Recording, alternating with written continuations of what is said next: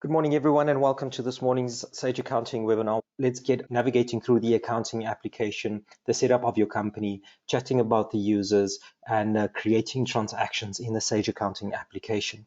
I've logged into my company already, but to log into the company is a simple process. Just go to accounting.sage1.co.za, enter in your login details, and it will take you into your company itself.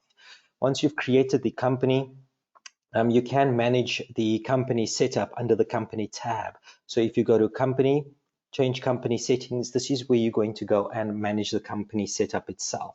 So you've got the company name, telephone number, fax number. I don't know who still uses a fax machine these days, but if you do, enter in the fax number that you may have there as well as your mobile number. On the right-hand side, you've got some email communication tools that's been made available in the accounting application. So there's an option that says use this email address for communication, as well as use mail-service@accounting.sage1.co.za as the from address. And the reason why we've created this is to avoid emails ending up in spam folders, junk mail folders, or getting blocked by any server. So you're able to tick that box and the email sent through from the accounting application will reach the recipient successfully. You also have the option to CC yourself on all communication. I would suggest that you do so. Enter in your email address, tick the box that says always CC this email so that you receive a copy of whatever is being sent through from the accounting application itself.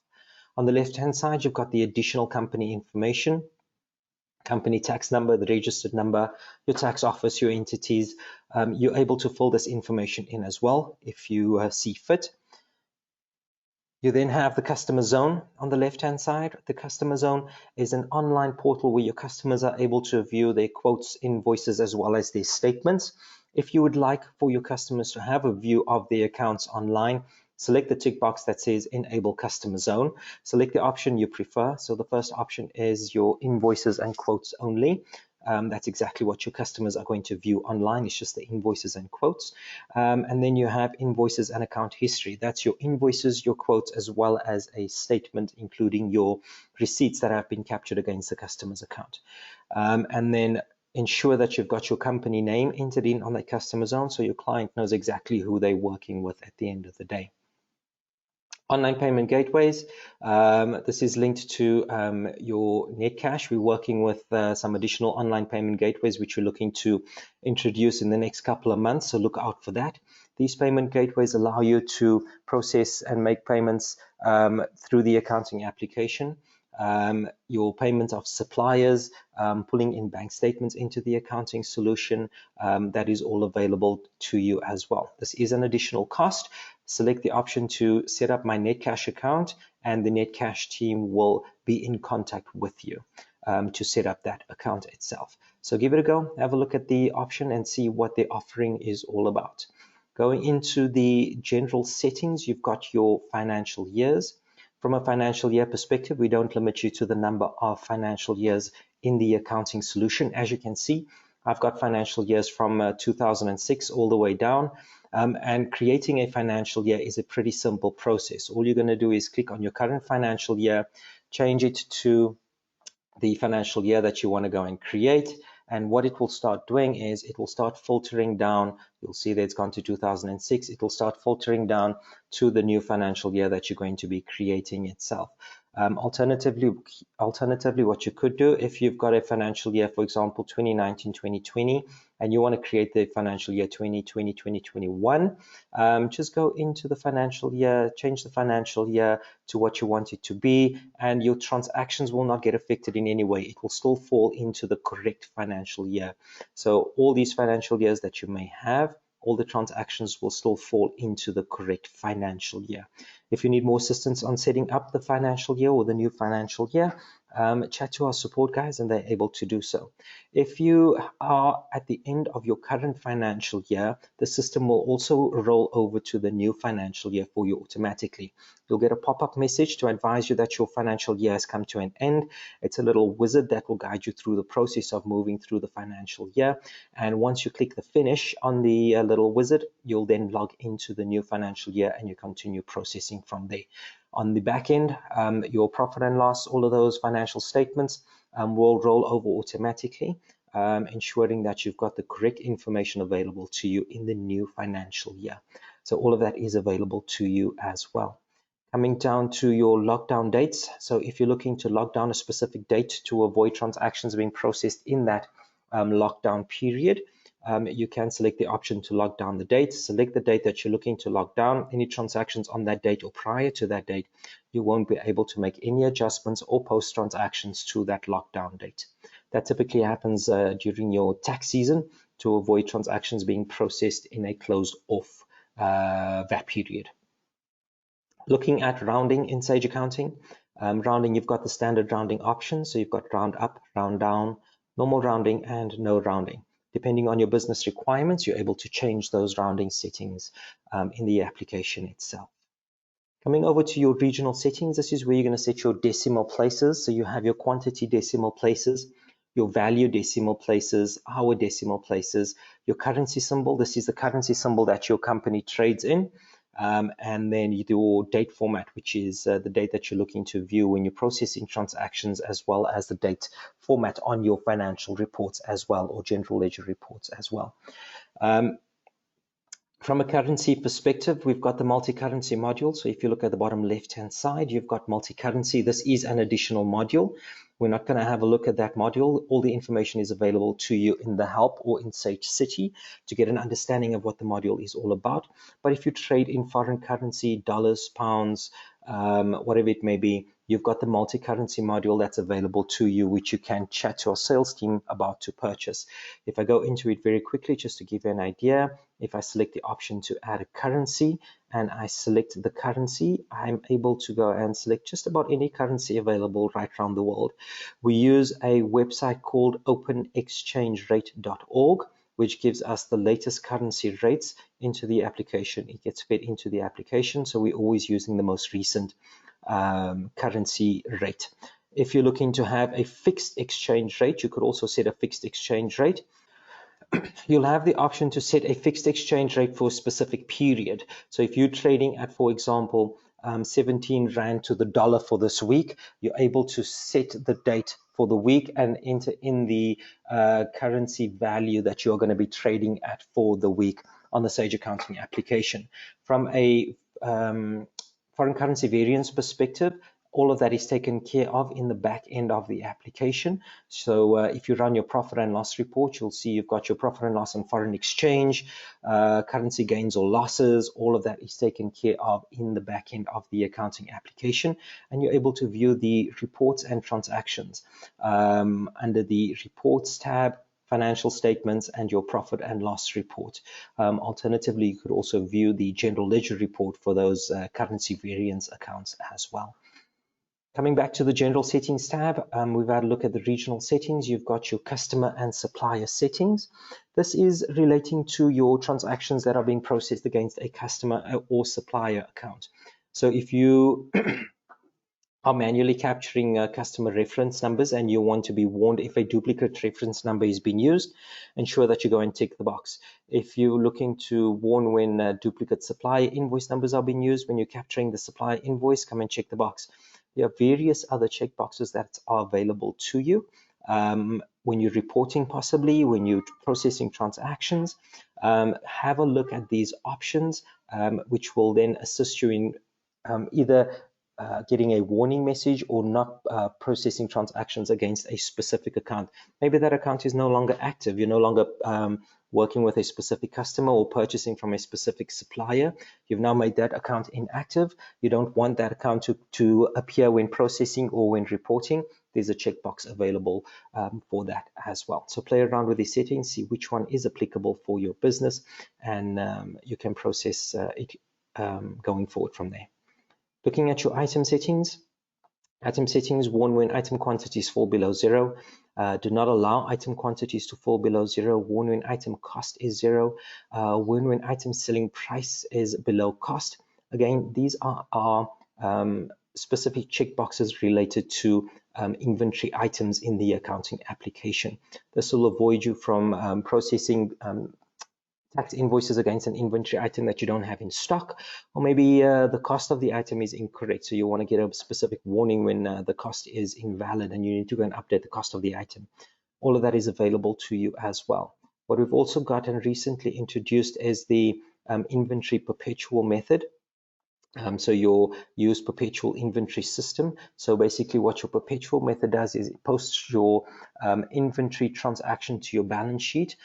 Previously on the accounting application, it was a manual journal that you needed to process. You still have that option to do so. Alternatively, you can look at the inventory module, advanced inventory, and you will then have the option to use the perpetual inventory system method, and that will then take you through the process of setting up your inventory.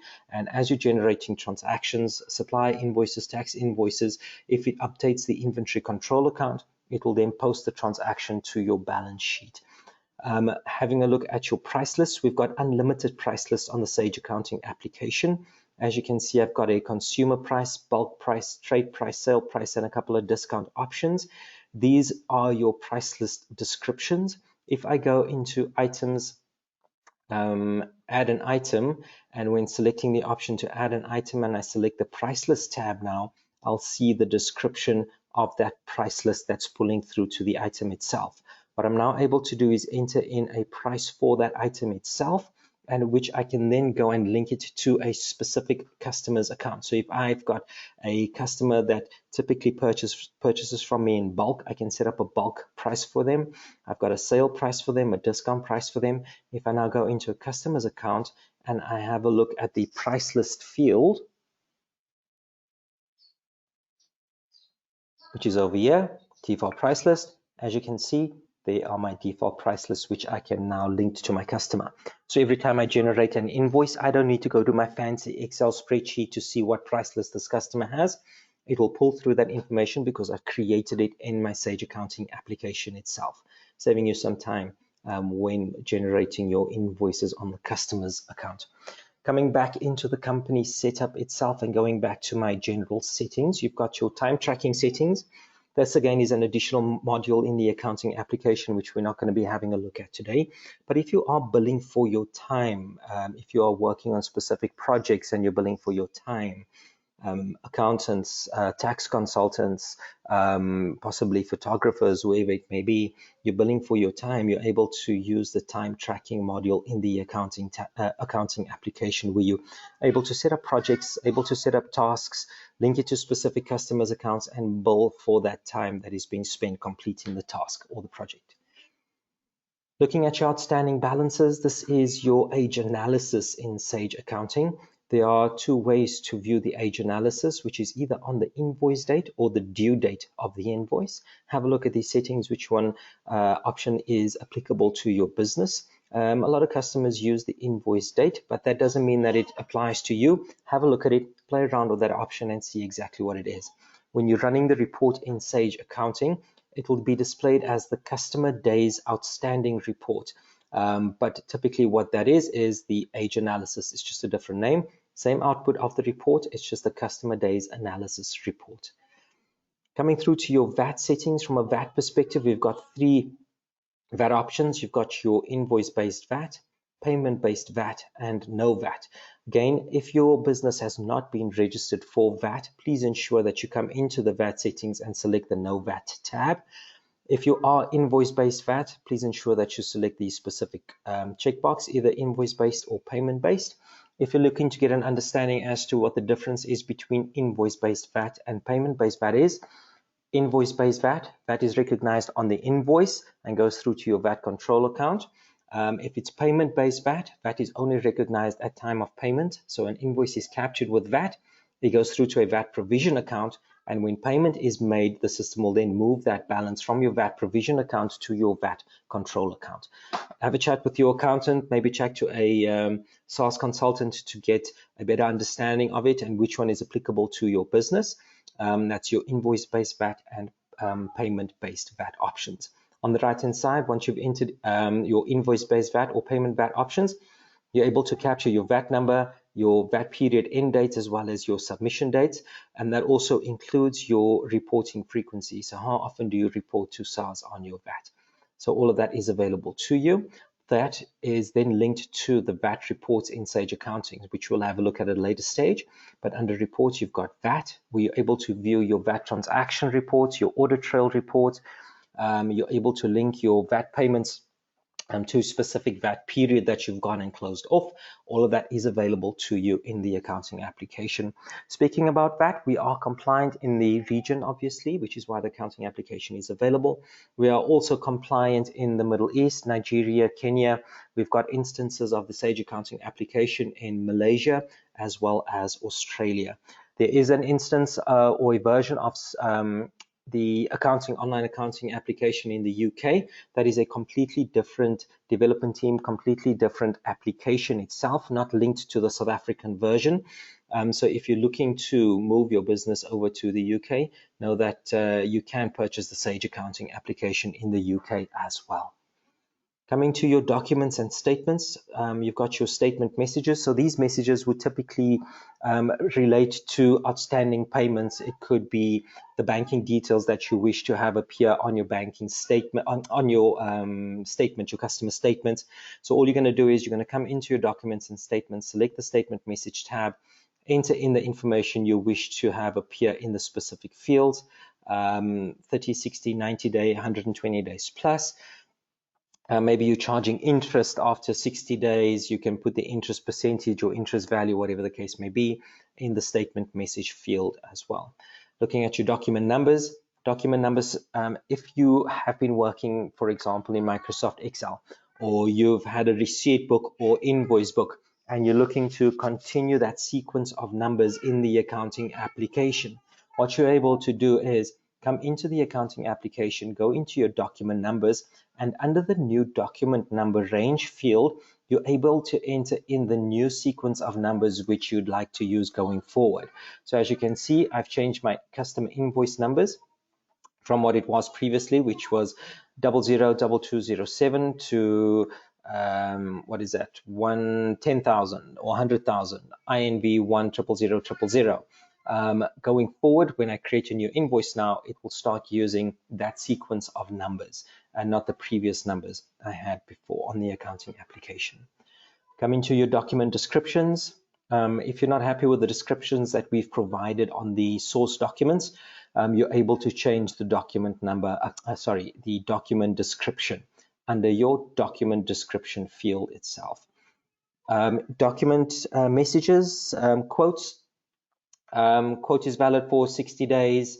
Invoice, this payment on invoice is due 30 days after invoicing, whatever the case may be. Maybe you want to put your banking details on the invoice itself. You're able to do so, fill in the banking information, and you will have that information available to you on your invoice as well. So you generate the source document, you print the source document, and the message that you've captured in this field will appear on the source document. Looking at the supply documents, exactly the same. So whatever message it is that you're looking to have available on the source document, you're able to enter it in that field. Coming over to your invoice and statement layouts. So in the accounting application, we have about 12, if not more, layouts available to you. We get a lot of customers who say, I'm not happy with this layout. I want to customize my layout. Before you customize your layout, can I suggest that you play around with the layouts that we've got available in the accounting application? If you have a look at the option that says browse additional layouts, we've got balance on next page, comments above, discount excluded, large logo, simple layout, unit included layout, as well as some custom layouts, some classic layouts. There are 12 different layouts in the accounting application. Play around with these layouts before you go down the route of customizing a new layout from scratch. To answer the question, yes, you can customize your layout. There's an application called the Custom Layout Designer. This is a free tool, a Windows-based tool. So if you're running a Mac, unfortunately, you won't be able to use the tool itself. But you can download the application by selecting the Click Here tab. Alternatively, you can go to add-ons or downloads at the bottom of the page and download the Custom Layout Designer. Once you've downloaded the tool, you're able to log into the tool using your Sage Accounting login details, and you will then be able to customize your layout as you wish, adding additional text, rich text, possibly adding additional logos, moving a couple of fields around, just depends on what you're looking to do in the accounting application. Looking at branding, this is your logos. So your company logo. We get a lot of questions around, can you add a logo? Where do I add a logo? It's all part of your company setup. So if you come into your company, change company settings, and under your branding, go and choose the file that you wish to add as your logo. Ensure that you've selected the position of the logo. So where do you want the logo to be viewed? Ensure that you've selected the 2 check boxes that says logo on invoices and statements that get emailed. So the PDF documents that get emailed, you want to get that logo onto it. Ensure you tick the box. And then also the logo on the customer zone. If you've activated the customer zone and you want to have your logo appear on the customer zone, ensure that you've gone and selected the checkbox as well. On the user-defined fields, this is additional fields relating to the Sage Accounting product. So what we need to remember is that the accounting application was never customized or designed for a specific business industry. But with these additional user-defined fields, you're able to have additional information appear on your invoices. So for example, if I go to my customers and I can see that I'm in the medical industry, I need to have the medical aid member's name, the medical aid number, as well as the ID number of the member available on my customer's account. You wouldn't typically see that on an accounting application. But what I'm able to do now is if I go into customers, I select add a customer, and from the add a customer tab, I go into my user-defined fields. There are the additional user-defined fields: medical aid member's name, medical aid number, ID number of the member itself. So that is available to me as well. So if I go back into my change company settings, I'll show you guys another example of this. If I go to my user-defined fields, I go to my documents and transactions. Now I'm in the motor industry. I service vehicles. I'm now able, what I'm looking to add is the registration number of the vehicle, the kilometers of the vehicle, the color of the vehicle, and the last service date of the vehicle. If I now go into customers, transactions, and I go to customer quotes, because that's the fields that I used, I go into add a quote, and from my options tab, I select the option that says show user-defined fields. I'm now able to enter in the registration number of the vehicle, kilometers of the vehicle, color of the vehicle, and from the calendar pick list, I'm now able to select the last service date of the vehicle itself. And again, using the custom layout designer, I'm able to pull those database fields over onto my invoice or quote layout so that when I print the document, it all appears on the document itself. Excellent. That's your user-defined fields, guys. Play around with these fields if you're looking to add additional information to your customer's account. Another example would possibly be if you're running a nursery school, for example, and you need to have the parents' information. So under the customer's account, under the user-defined fields, you could have a look and enter in a field called parent's name, the job title or ID number of the parent, whatever it may be. You're able to enter in that information.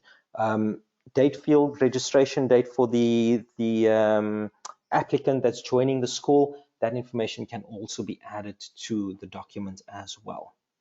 Coming over to your email signatures, this is standard email signatures. It is all HTML, so no rich text, no color, no fonts, fancy fonts or logos at this point.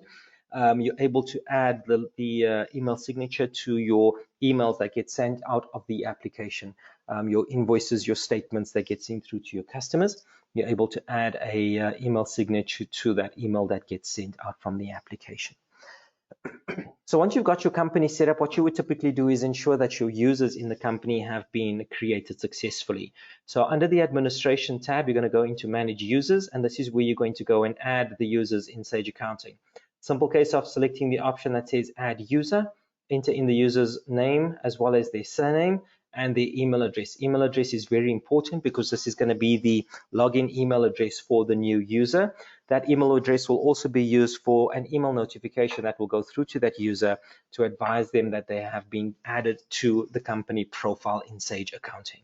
Once the user has been added, you then need to manage their access in the accounting application. So once you've granted them access to the company, on the right-hand side, you'll see the user's email address as well as permissions. When you click on permissions now, you are able to set specific permissions for that user. So for example, if you don't want your users to have access to the customer's statements, so you're going to go into customers, you're going to go into customer statement run, you're going to untick the box over there so that this user will not have access to run a statement. If you want to ensure, if you want the user to have access to the tax invoices, but you don't want them to edit any information if a tax invoice has been saved, you're able to untick the box to avoid users from editing those tax invoices once they've been created and saved in the accounting application. The correct route, I'm sure there's a lot of accountants on the call, the correct route to go in reversing a tax invoice is to generate a credit note. So please follow the correct accounting principles when it comes to generating transactions in the accounting application itself. So once you've gone and set the permissions for your user, select the option Save. Your user will then have access to the accounting application, and they are able to then go and process transactions, view report based on the user access that you've granted on for that user on the accounting system. Under the administration, you've got the option that says My Profile. This is where you're going to go and manage the profile in Sage Accounting. This is your specific profile in the accounting application.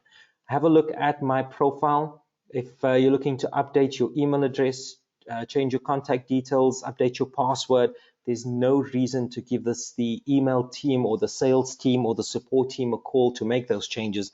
You're able to do so from administration, My Profile, and make the necessary changes in the accounting application itself. Also, under the Preference tab, you have the option to change your dashboards. So typically what would happen is when you log into the Sage Accounting application as a new user, you would end up on My Workspace. So this is what My Workspace looks like. I'm just waiting for the screen to load very quickly. There we go. These are what we call tiles, which you're able to easily navigate through the application without going through the menu options at the top of the page. So from My Workspace, you can go and select the option to create a quote, create a recurring invoice, generate a customer receipt, or generate a tax invoice. If for whatever reason these options are not part of your job function, you can select the option to customize and add or remove tiles or transaction types from My Workspace. So if I select, for example, the option to remove supplier payments because I don't generate supplier payments, I can simply click on the X over there. But what I do is I run the profit and loss report quite often, so I'm going to add that as an option. And I'm also going to add an option for, let's have a look, creating sales orders. So add the option for sales orders. When I click on Save now, what it's going to do is it is going to give me the option for sales orders. It's going to remove the option for my supplier invoice because I don't generate those. And it's also going to add the option for my profit and loss report. So I don't need to go to reports, financial statements, and then select profit and loss report. From My Workspace, I'm then able to just go and select the option profit and loss report. It'll take me straight to the profit and loss report filters where I'm able to run the report itself. If I'm not using My Workspace, I'm used to the application or I prefer navigating through the top of the page. If I go to Administration and My Profile, and I now go into the Preferences tab, I can change the My Workspace to my dashboard. So now when I log into the accounting application, it takes me straight to the dashboard and no longer to the My Workspace tab itself. So you can play around with that. Also under the My Profile, you've got email communication.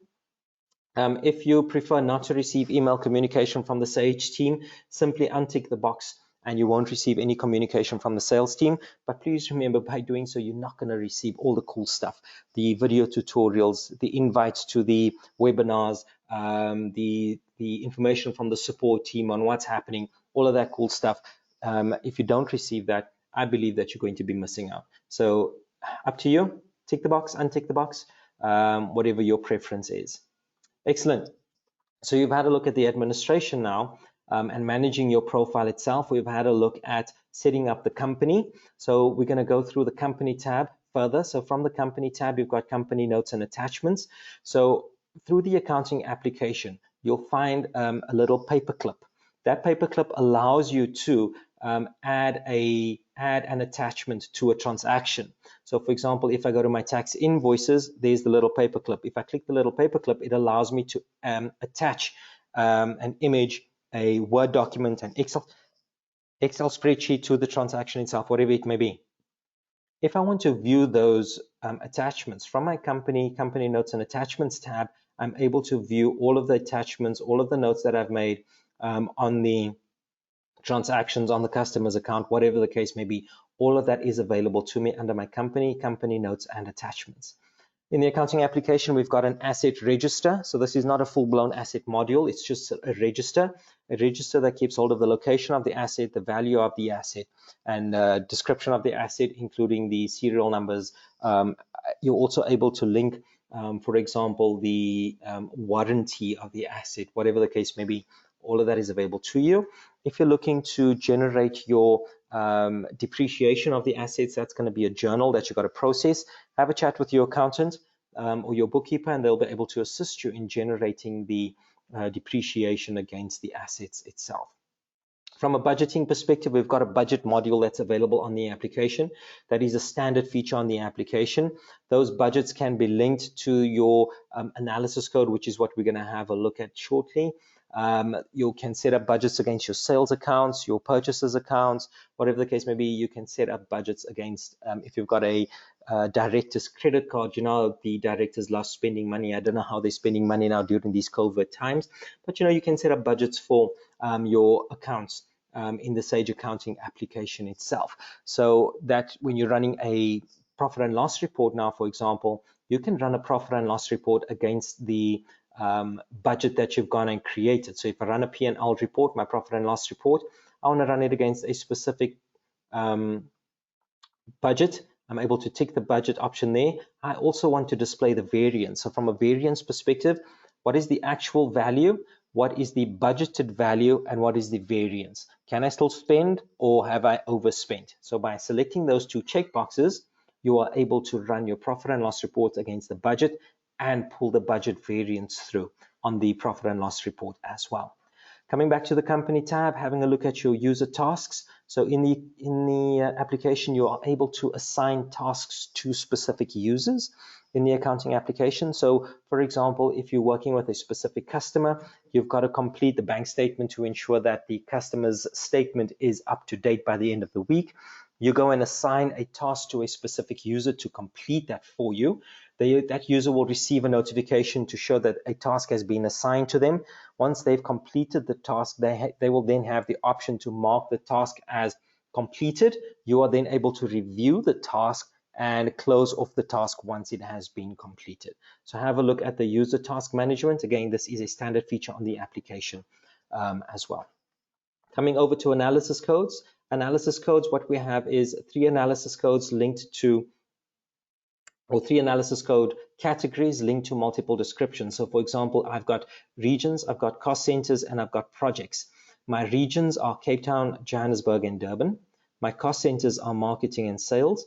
My projects are my Sage Accounting launch and the Sage Accounting workshop. What I'm able to do is I can set up a regional budget. So if I go to company budgets, I can select the option to add a budget for that specific region.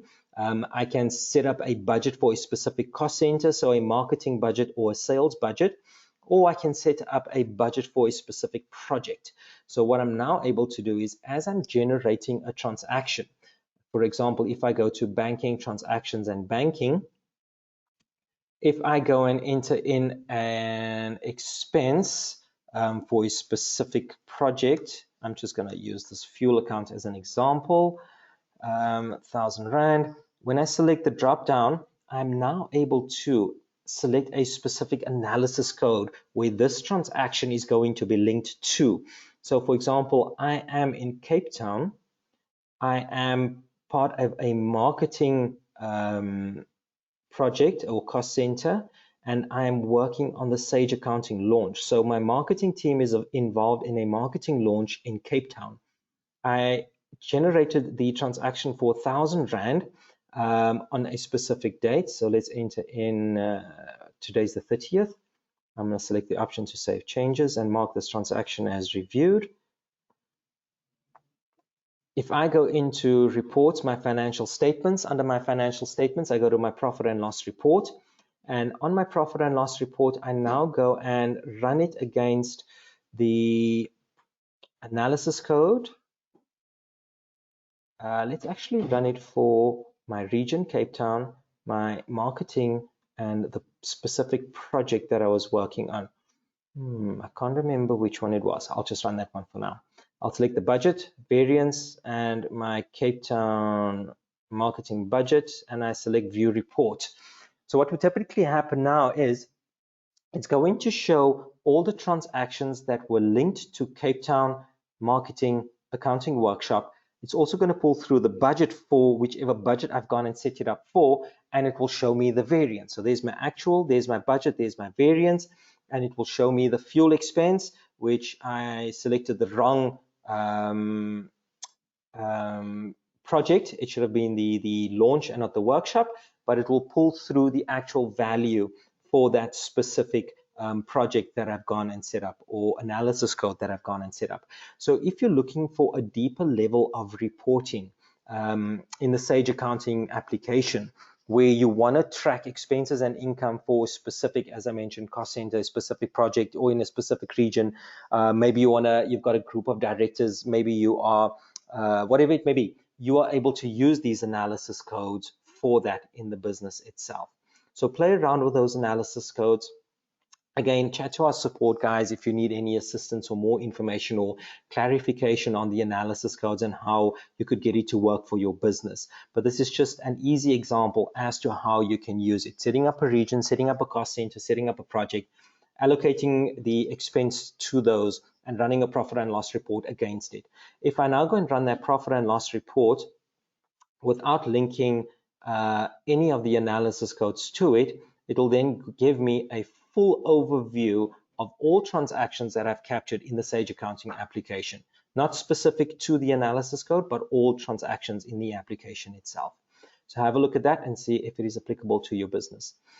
Looking at the additional fields that's available or tabs under the company tab, you've got the option to import data. So if you've got an Excel spreadsheet, that Excel spreadsheet contains your customer master information, supplier master information, your inventory items, whatever it may be. Have a look at import data. If I select import data, you've got customers, customer categories, suppliers, supplier categories, items, assets, locations, accounts. This is your general ledger account. That's available to you. So if you've got an Excel spreadsheet, you're looking to pull that information over into the accounting app, you're able to do so. What you're also able to do is export information from the accounting application from the company tab. So company, export data. By selecting customers, this will export your customer master file and everything linked to that customer master file, email address, the price list that might be linked to it, the tax preference, whatever the case may be. Whatever you see under the customers information tab is what is going to be exported from the accounting application itself.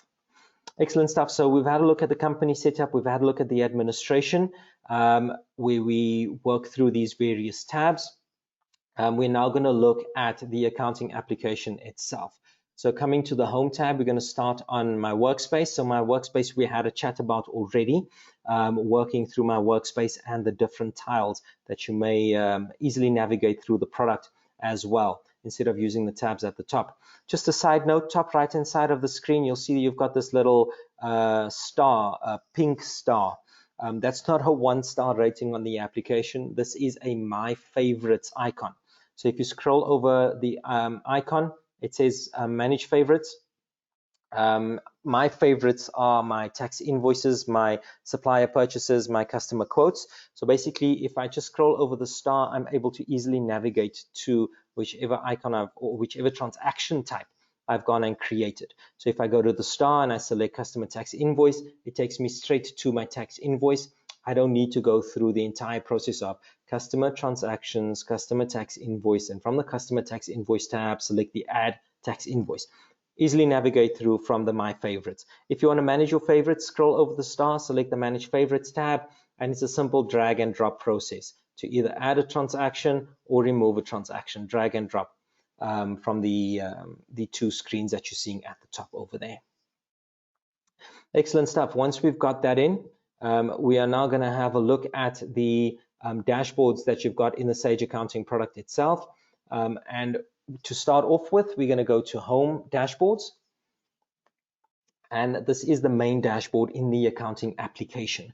So from the main dashboard, these are what we call widgets, your to-do list, your banking widgets, sales widgets, top purchases. If you're looking to add or remove widgets from your dashboard, go to the dashboard options, select the option to add a widget. These are little check boxes that you can go and add or remove, and these will add additional widgets to your dashboard. Play around with these widgets and see which one you actually like using. Gives you a good overview of the company from the dashboard itself. For me, my to-do list is a very important widget. This is all data driven. So if I go to my to-do list, I can see that I've got 18 expired quotes. What are those quotes? It will give me a list of all the quotes that are expired or about to expire. I'm now able to drill down by selecting detail. I drilled down to the quote that was captured. I can go and see, is this quote still valid? Do I need to make contact with this customer? Has this quote expired? And what I'm also able to do is, if I've made contact and this client is now looking to purchase the item, from my options tab, I can select the option that says create invoice. By doing so, it will pull all the information through from my quote over to the invoice. I don't need to recapture the invoice itself, and all that information will be pulled through. Coming back to my dashboard, as I mentioned, it's all date driven. So you've also got customer notes. So for example, if you're following up now on a customer's account, so a customer has been overdue, you've made contact with the customer says now that they're going to be paying in the next 10 to 15 days for that outstanding invoice. You can go into customers, list of customers, call up that specific customer's account. On the customer's account, you're going to go into the notes tab, and you can now go and add a note to that customer's account. So you've made contact with this customer on the 29th, which was yesterday. The subject was outstanding invoice. And you can enter in everything pertaining to that customer's account, or the note that you've made, or whatever information it is that you're looking to keep on that account itself. So what will now happen is that, is there an action date? So the entry date would be the 29th or the 30th, today's date. An action date would be 2 weeks from now. My apologies. So it's the 13th. And what will happen is, on the 13th, you'll now get a notification on your dashboard on your customer notes. Over here, customer notes. And it will then pull through the note that you've added for follow-up on that customer's account. Maybe it's a case of, I need to call this customer in a week's time, 2 weeks' time, follow up on the payment, whatever the case may be. You're able to do so on the dashboard itself. Coming back to the drill down functionality, so you've got full drill down in the accounting solution itself. So I can select, for example, customer days outstanding. I can select the bar chart over there to see what is outstanding for this customer. It will drill down to all the receipts that have been captured, or payments for suppliers, invoices for your, from a sales history perspective. I can drill down to my sales history, and you can actually go to the actual invoice itself. So you've got full drill down functionality on the invoice. You've got 5 different dashboards: your standard dashboard, customer, supplier, items, as well as your financial dashboard, which is available to you. Coming over to your customers' accounts, this is where you're going to manage your customers. So this is basically your customer module. Adding customers, generating transactions for your customers, reporting on those customers, as well as the new debtors management tool that has been made available on the accounting application as well. This is an additional tool. Chat to our sales guys for a costing on the debtors manager module, and we'll have a look at that debtors manager module very quickly shortly. So coming over to customers, we had a look at adding customers. Let's just check that very quickly. So you've got the option to enter in your customers' information. Are they going to accept electronic invoices? Do you want them to be excluded from the debtors manager module? Do you want the accounts to be put on hold at a specific point? So if they reach a specific limit, is this account going to be placed on hold automatically? You can do so by selecting that checkbox. Customers, postal address, delivery addresses, and then bottom right hand side, some really important information pertaining to the customer's account. You've got your statement distribution. Please ensure that you correct the statement distribution option. Default discount, the price which we had a look at earlier, the VAT type, due date for payment, so invoices that get generated, what will the due date be? You've got your currency, so typically, am I trading with a customer in the US? This is a US dollar customer. Is it in the UK? So this would be a pound sterling customer. So all of that information is available to you as well. Coming back to customers, customer lists. So your customer list, this is what we call a grid screen, which gives you a high-level overview of your customer's account. By selecting this little icon on the top right-hand side that says Customize Grid, you're able to add or remove additional fields. So for example, I've got active, balance, category, customer name, mobile number, and telephone number added to it. I can add my sales rep, I can add my price list, as well as the credit limit on this customer's account. When I click on Save now, it's going to add those additional fields at the top. I'm able to filter by the specific field, which is available to me as well. And what I'm also able to do is I can export this customer listing to Excel. Select the CSV icon, and I can export that information to Excel. If I go to customers list, I've got my sales reps. My sales reps are just for reference purposes. We don't have commission structures available in the accounting application. So if I'm generating a transaction and I need to link my sales rep to the transaction, I can go and select the sales rep on the transaction and export that information if I've got an Excel spreadsheet where I'm managing my reps commission at the end of the day. Customer transactions, you've got your customer quotes, which is standard on an accounting application. You've got your sales orders, your customer tax invoices, your recurring invoices, your credit notes. You can generate a receipt against a customer's account. You're able to allocate that receipt against the outstanding invoice on the customer's account.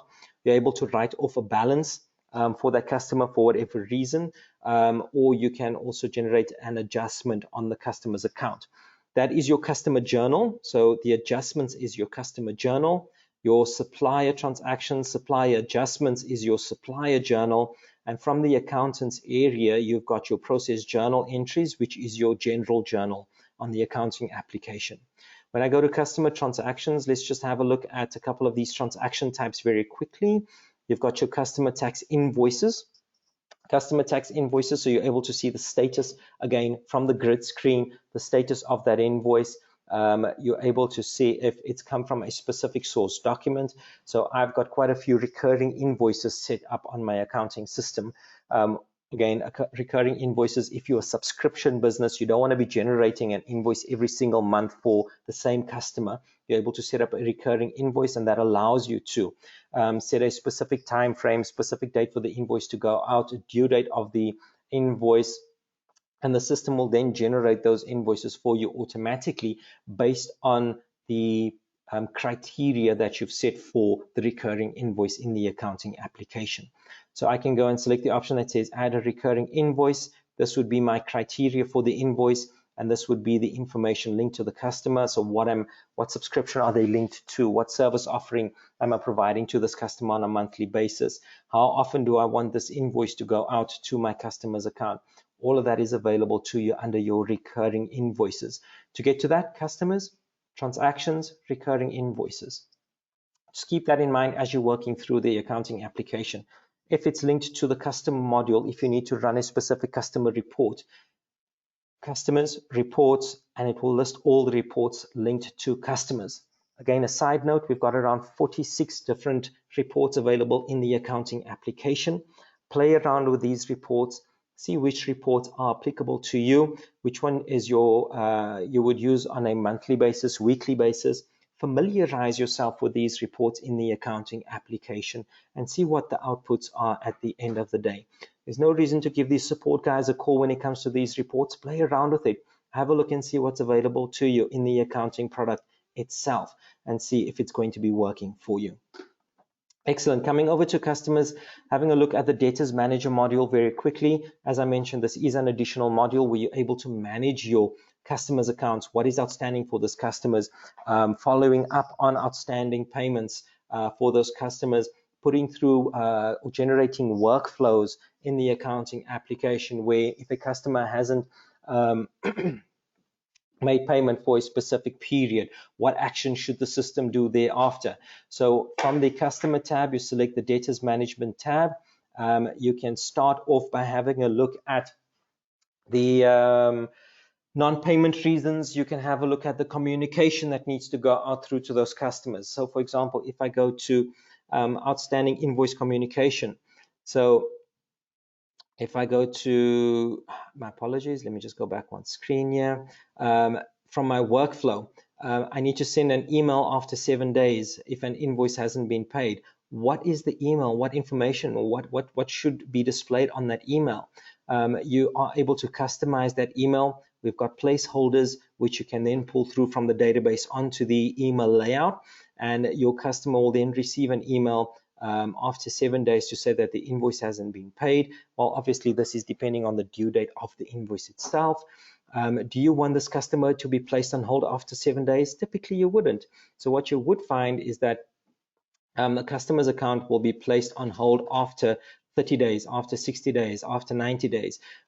That is by selecting the little checkbox that says place customer on hold, which is also linked to, if you guys remember, the checkbox that we selected over here that says new invoice on hold, where you are blocking a new invoice from being captured against the customer's account if that invoice or if that customer's account is due.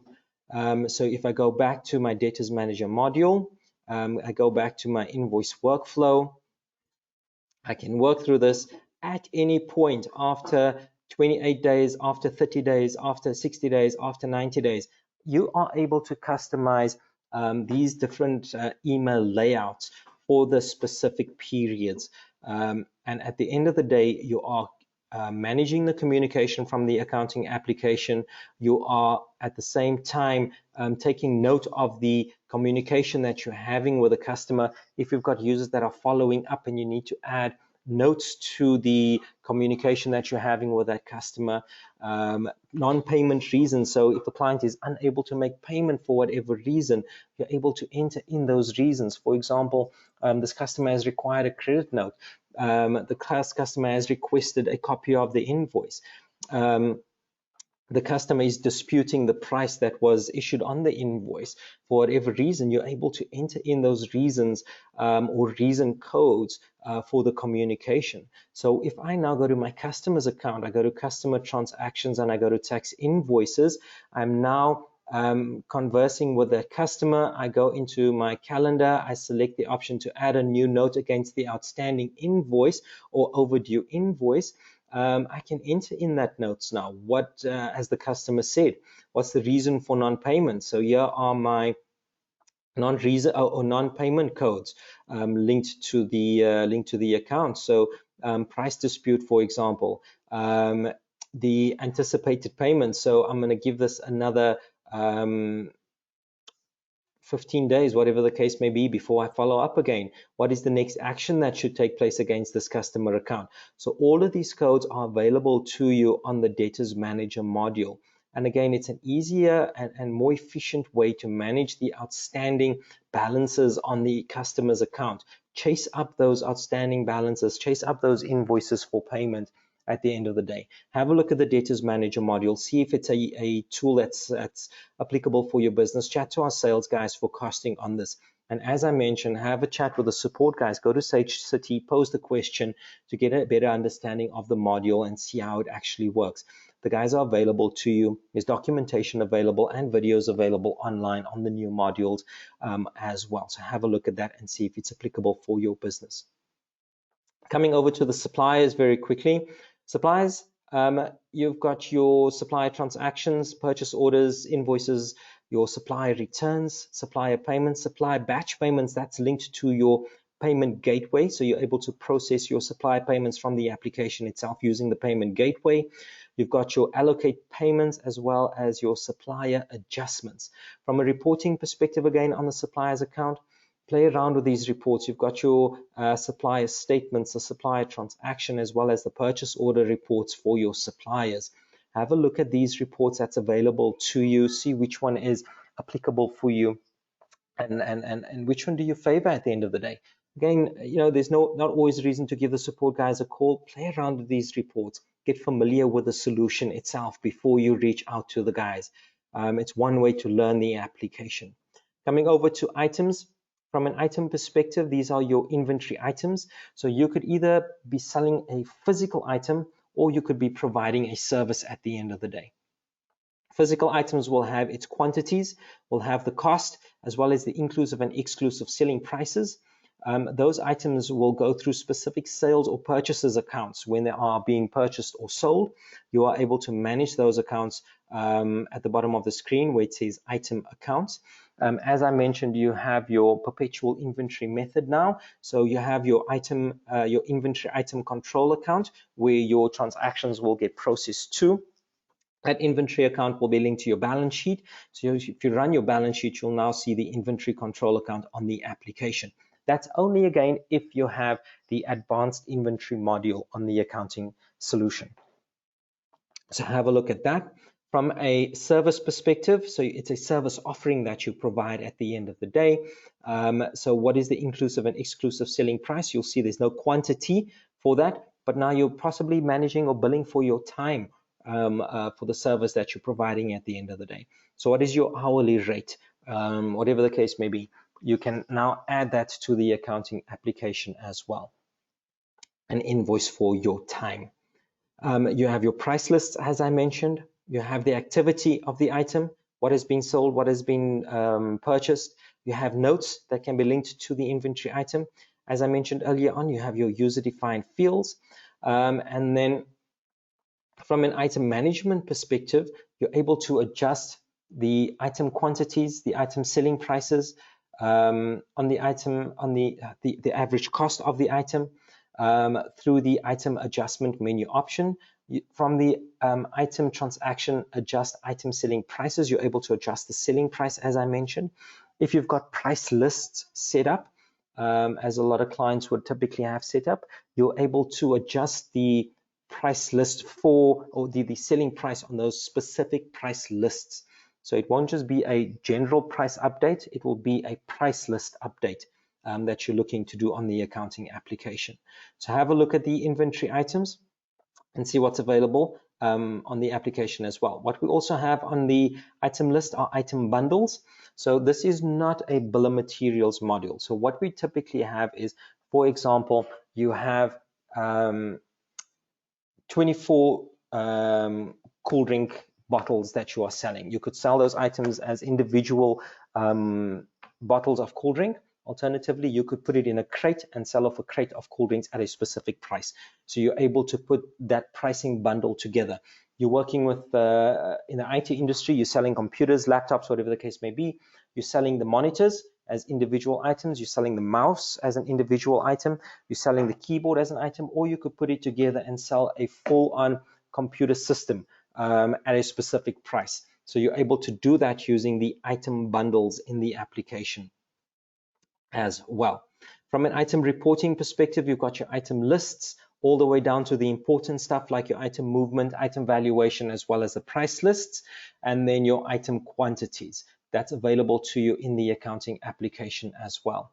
Just keeping a heads up on the time. We're going to be finishing in the next 15 minutes or so to allow for some questions to be answered if possible, if there are any questions that have been posed. If you haven't posed any questions, no problem.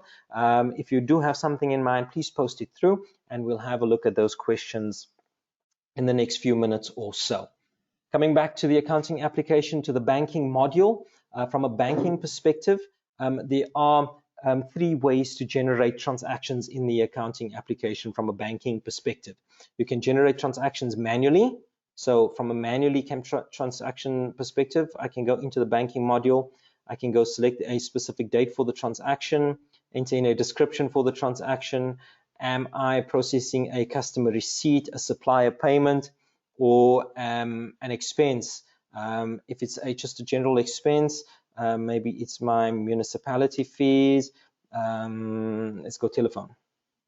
Telephone and internet fees. Reference is Metro Fiber, who is my service provider for my line. And I typically spend anywhere between 500 Rand a month, for example. Manually capturing transaction, I can save the change and it will update the balance on my account. The second option would be to import a bank statement. How do I import a bank statement? Under the banking screen, select the option that says bank statement import. I want to import a CSV file. If you need to get an understanding of what the layout might look like, there's an option that says, how do I set up a CSV file? Please select the little field over there, which gives you a breakdown of what the CSV file actually looks like. You have the option to download an example as well. So I'm going to import a CSV file. I'm going to select Browse. I'm going to select the file that I wish to import, and I'm going to select the option that says Import File into the application, or Import File. It's now going to import my transactions. I can see from the message that I've received, your CSV file has imported as import completed successfully. 30 rows have been successfully imported. 21 of those important transactions have been allocated and need to be reviewed. So basically what this is telling me that I've got mapping rules that have been set up, and those mapping rules have been applied to specific transactions that have been imported, and it's allocated those transactions for me automatically.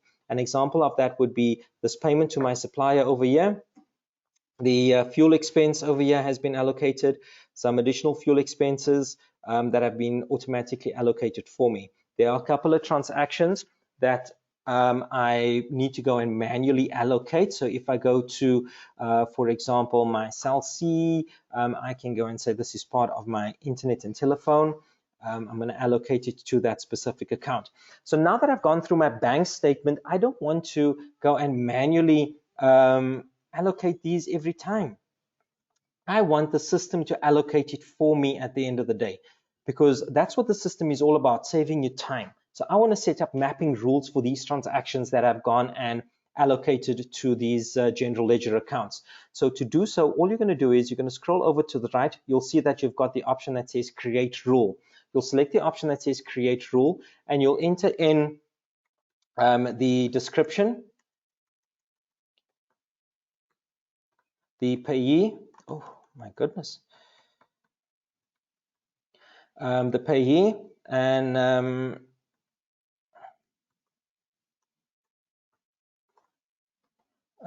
description of the transaction. And when I click on save now, it will now update that transaction: insurance, vehicle insurance, and the value for the vehicle insurance. If it was the cell C account, again, select the option to create the rule, enter in the information, and going forward, what the system will now do is, when I do a bank statement import and it recognizes the description, the reference that has been used on the transaction or on the import file, it will then allocate that transaction for me automatically. I don't need to go and allocate it again going forward. To give you an idea of what my bank statement looks like, this is the bank statement that I imported into the accounting application. You need 3 fields: the date, the description, and the amount. Those are the 3 fields that you need when importing into the application. The date will be the date format that you're pulling through. So if I go to my bank statement import again, you'll see you've got your date format. Mine is day, month, year. If I look at my bank statement, it's got exactly that: the date, the month, the year of the transaction itself. The description will pull through from the bank statement, as well as the value. And once it imports successfully into the application, you can then go and allocate it to the specific general ledger accounts, customer accounts, supplier accounts, whatever it may be. And then just remember to create the rule for the transaction, so that when you import the bank statement again, you don't have to go and manually allocate the transaction to the system. The system will do it for you automatically. I'm going to select the option to save changes. If you've gone and set up rules, and you now want to manage those rules, I can go to banking lists, and then bank statement mapping rules. These are all the rules that I've set up on my bank statement. I can go and update these rules. I can go and delete a specific rule, so maybe it doesn't apply to me anymore. I can add additional rules. So simply clicking the plus sign will allow me to add an additional rule to the system itself. And you're able to enter in that information for that specific rule. Your rules are based on, what are you looking for? Oh, sorry, your duplicates are based on either the date and the amount. Do not check for duplicates, or date, description, and amount. And then you can check for duplicates on new transactions, review transactions. So if I go into my banking screen, my banking menu option, I've got 2 tabs. One says new transactions, one says review transactions. What are you basing the duplicate check on? Is it going to be on both these or just the new transactions that you've gone and captured? Some of you might be saying, okay, so how do I identify a duplicate transaction? So if I go and import this bank statement again, the very same bank statement, the system should recognize that there are duplicate transactions. So if I go to import file, it's now going to pull through quite a few duplicates. There we go. Duplicate found, duplicate found, duplicate found. So these are all duplicate transactions because they've come through previously on my bank statements. So what I'm now able to do is, for example, if I select on the duplicate found, I now have the option to either delete the transaction, keep the transaction, or keep original and reconcile, depending on what your requirements are. I'm going to select the option to delete the transaction because I know that it's a duplicate, and the system will then delete the duplicate transaction. If you find that there are quite a few duplicate transactions, you don't want to now go and individually check these. You know 100% that these are duplicate transactions. What you're able to do is you are able to select the checkbox on the left-hand side under the Home tab. Give me 1 second. There we go.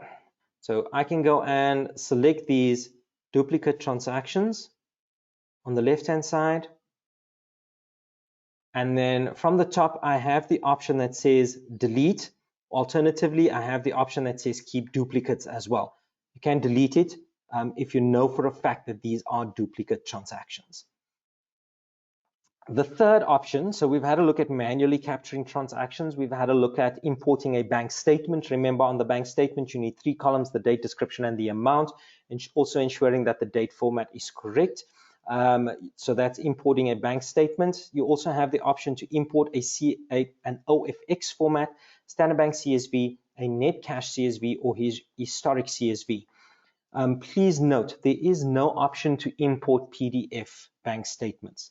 PDF bank statements, if you have gone to the bank and you've selected a bank statement for more than 3 months or 3 months, they're going to give it to you in a PDF format. You need to convert that PDF format to a CSV file and then look at importing it into the application.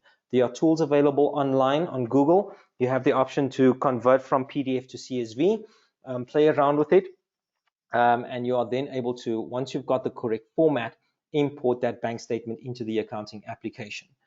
The third option to pull transactions through into the banking application is to use the bank feeds. So if I go to banking transaction and I select the option to manage bank feeds, this is a process of linking your bank account up to Sage. At this point, we use a third-party tool called Yodlee.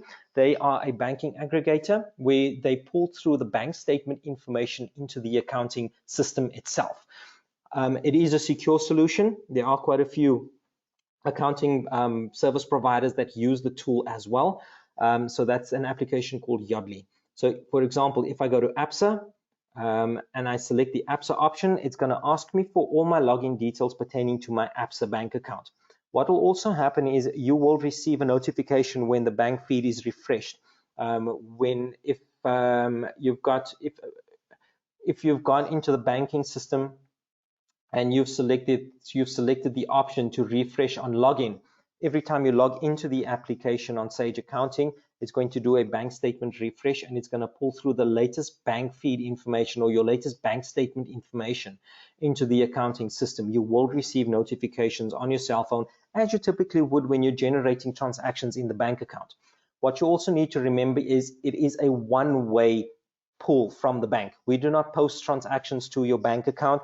We do not change anything on your bank account. All we're doing is we're pulling information, the bank statement information, into the Sage accounting system itself. We are not changing anything on your banking institution itself. There is no way we can do that. We don't have that type of integration for that to actually happen.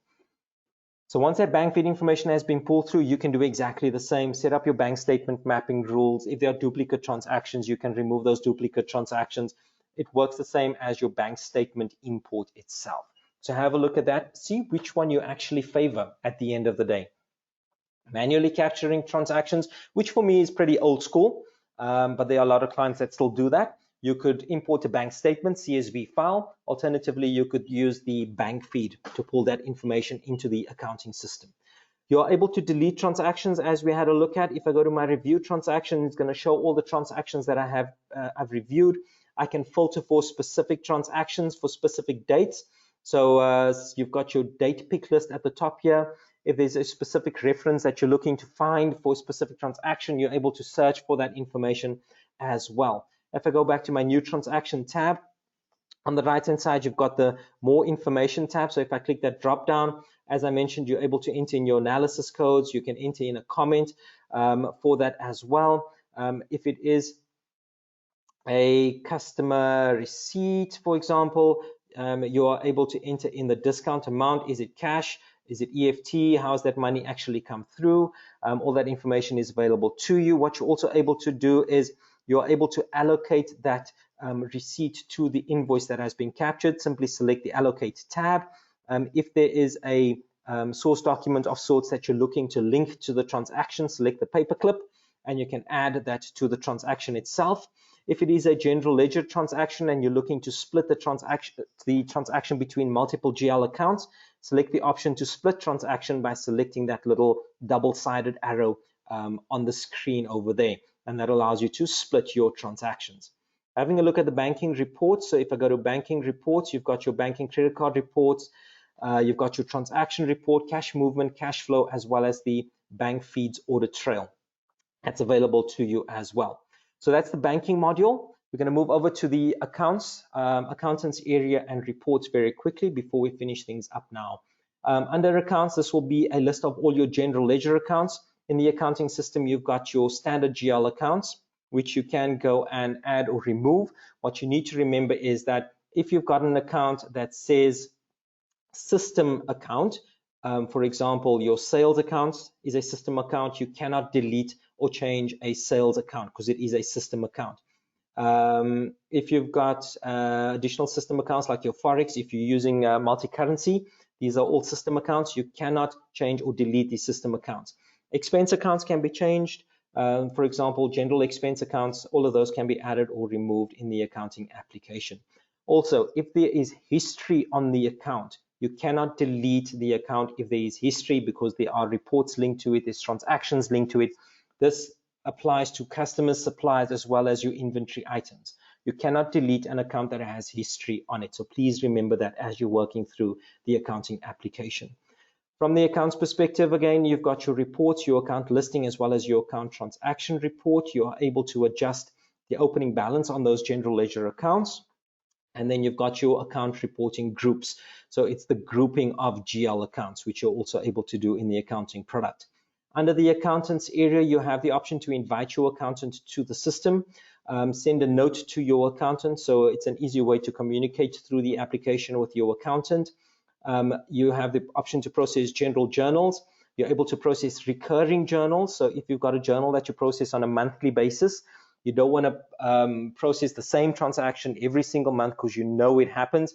Create a recurring journal. The system will generate the transaction for you. From a reporting perspective, this is just another way to get through to your general ledger reports on the accounting system, your management reports, which is your P&L, balance sheet, trial balance, as well as your budget report.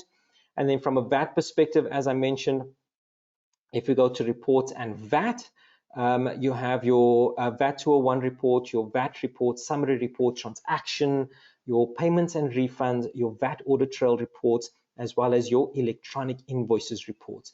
From a transaction perspective, you're able to process your VAT adjustments, as well as your VAT payments and refunds.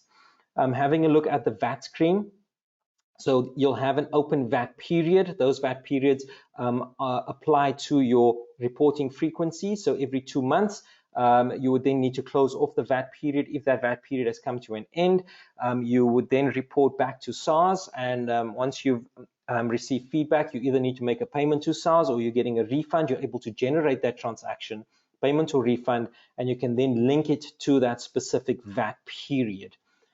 So you have that full VAT processing and VAT reporting on the accounting application as well. From a reports perspective, as I mentioned, 46 different reports in the accounting product.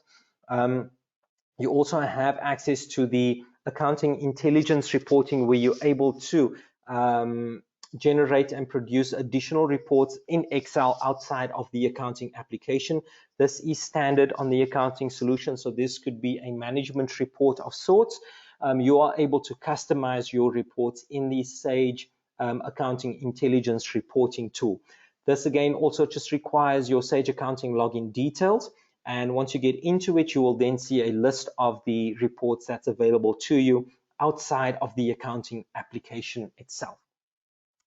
So that brings us to an end. I'm hoping that the webinar was beneficial. Take care, guys.